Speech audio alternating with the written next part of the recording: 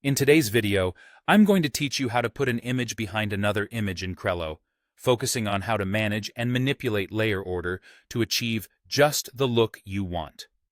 First, you'll need to select the image you'd like to move. By clicking on the image directly within your project, you're telling Crello, "This is the one I want to adjust." Now that you've selected your image, let's move on to how you can access your layer options, which is crucial for organizing your design. To do this, simply right-click on the image you've selected. When you right-click, a handy context menu will pop up, giving you several useful options. Here, you'll have a few choices to adjust the layering of your image. If you select Bring to Front, your image will leap to the very topmost layer, positioned in front of everything else on your canvas. Conversely, if you choose Bring Forward, the image will move up one layer at a time. This can be particularly useful if you have multiple elements and just want to nudge this image slightly ahead in the visual hierarchy without bringing it all the way to the front. On the flip side, if you'd like the image to move behind another, select Send Backward.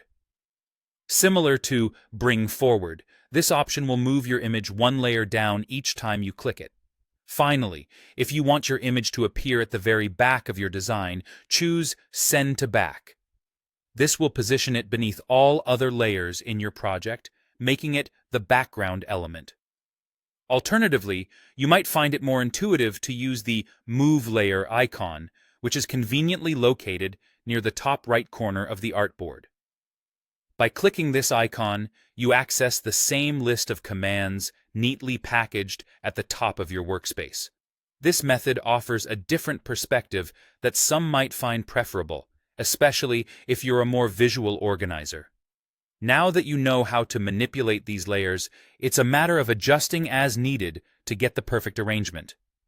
Remember, it may take a few tries to get everything just right, especially if you're dealing with complex compositions of multiple elements.